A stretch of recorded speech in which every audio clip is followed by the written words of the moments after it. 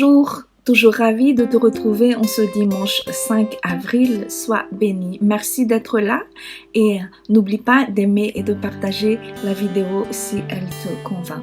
Nos textes du jour se trouvent dans Philippiens 2, versets 5 à 11, puis dans Marc 11, versets 1 à 11.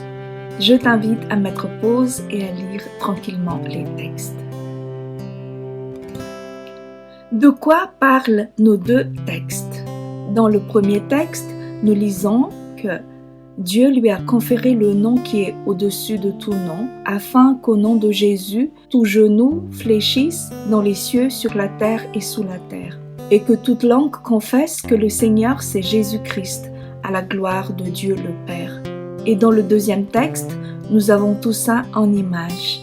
Beaucoup de gens étendirent leurs vêtements sur la route, et d'autres des feuillages qu'ils coupaient dans la campagne. Ceux qui marchaient devant et ceux qui suivaient criaient « Hosanna, béni soit au nom du Seigneur celui qui vient ». Voilà l'entrée triomphante de Jésus à Jérusalem. De quoi Jésus a-t-il triomphé? Jésus a triomphé de toutes les tentations qu'il a dû subir à cause de sa condition humaine. Ici, il est arrivé à la fin de sa vie en ayant accompli toutes les choses que le Père lui a demandé de faire. Même si c'était pas facile, il y est arrivé. De même que pour s'élever, il faut nécessairement partir de plus bas, de même, le mérite de Jésus face à son Père, le mérite de Jésus, c'est de s'être abaissé alors qu'il était tout en haut. Il a obéi à son Père. Notre texte dit « Il s'est abaissé ». C'est pourquoi Dieu l'a souverainement élevé. Oui, Jésus est le roi des rois. Il mérite toute la gloire. Et il y a plus. C'est que s'il a parcouru toute cette distance pour arriver jusqu'à nous, c'est pour nous montrer, pour nous dire que cette gloire qu'il reçoit de son Père, le Père peut aussi nous la donner si nous vivons la vie que Jésus a vécue, si nous obéissons à Dieu juste comme il a obéi à Dieu. Et si ce n'était pas pour dire cela, eh bien, il ne serait pas venu, il serait juste resté sur son trône avec toute sa gloire. Mais le fait qu'il est descendu et s'est habillé comme nous en prenant notre condition, ça c'est une véritable révélation et une très bonne nouvelle pour nous. Ça nous apprend une chose, c'est que notre gloire nous attend auprès du Père. Mais pour la voir, il faut passer par le chemin par lequel Jésus est passé. Il y a un personnage dans notre texte de Marc dont la vie peut nous apprendre plus qu'on ne le croit. Approchons-nous de cet ânon sur lequel Jésus s'est assis. À bien des égards, ce qu'il a vécu représente vraiment ce que nous sommes appelés à vivre. En effet, ce petit ânon participe à la fête en supportant le poids de Jésus. Les autres crient leur joie, leur louange dans l'allégresse, mais celui qui travaille, c'est le petit ânon. Jésus avait beaucoup de supporters, mais celui qui le supporte vraiment, c'est le petit ânon. L'ânon ne participe pas seulement à la fête, mais il fait corps avec Jésus. Il fait équipe avec Jésus. Et en plus, il a la perspective de Jésus. Il voit et entend ce que Jésus entend et voit au fur et à mesure qu'ils avancent.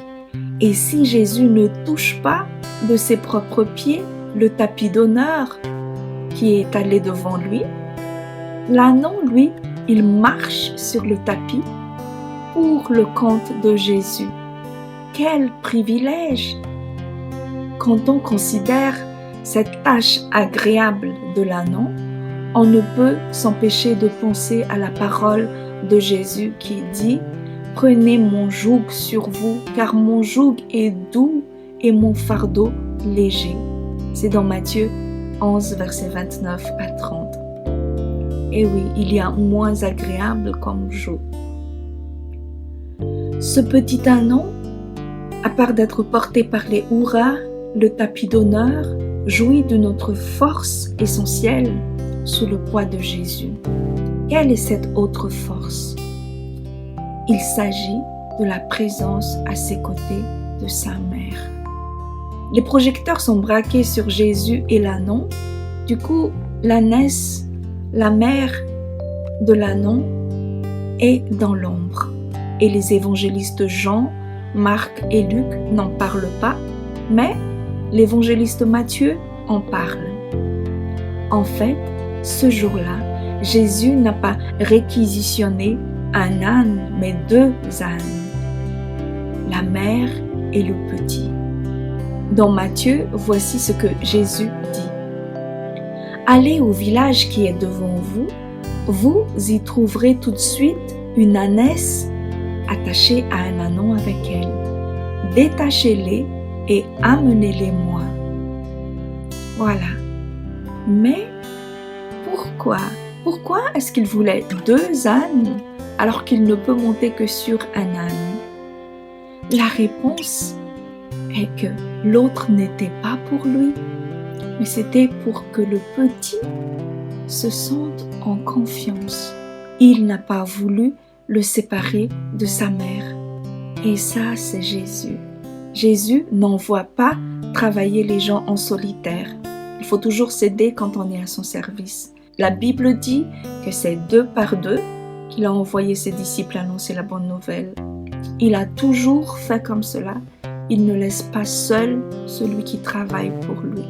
Et ici encore, c'est 2 disciples qu'il a envoyés chercher les ânes. Et chacun est revenu avec un animal. Cette ânesse représente beaucoup pour l'ânon. En fait, l'ânon est vraiment petit. Le texte dit que personne ne l'a encore monté, d'où la présence de sa mère à côté de lui. C'est pas seulement une mère nourricière, mais c'est elle qui le protège et le guide. Elle lui est utile. Et dans la Bible, il y a une autre ânesse utile. Il s'agit de l'ânesse de Balaam dans Nombre 22. Elle voyait de ses yeux ce que le prophète Balaam ne voyait pas. Le prophète était censé voir tout mieux que n'importe qui, mais l'ânesse reçoit de Dieu non seulement le don de voir ce que les autres ne voient pas, mais aussi un don de la parole pour communiquer ce qu'elle voit. Une ânesse qui guide, qui accompagne. Il semble, et c'est vraiment le message qui me touche dans l'étude de ces textes, que Jésus fait vraiment le maximum pour rendre son poids léger, sa croix légère. Et quand c'est nous qui devons porter sa croix en marchant sur le chemin difficile qu'il a eu, eh bien, sa voix crie en disant « Sois sans crainte, aie confiance, tu peux y arriver et ta gloire t'attend. » Voilà, l'essentiel de notre message aujourd'hui est ceci. Jésus reçoit sa gloire de son Père parce qu'il s'est abaissé et il a obéi à son Père. Jésus nous promet sa gloire si nous reprenons son combat, si nous prenons sa croix. Mais c'est uniquement l'obéissance qu'il veut de nous, car en ce qui concerne la force nécessaire, c'est lui qui arrange tout. Tout est sous contrôle, son joug est léger. Que le Seigneur nous garde et que chacun de nous arrive à l'arrivée sain et sauf pour recevoir la couronne de gloire. Sois encouragé, il est aux commandes. À bientôt, au revoir.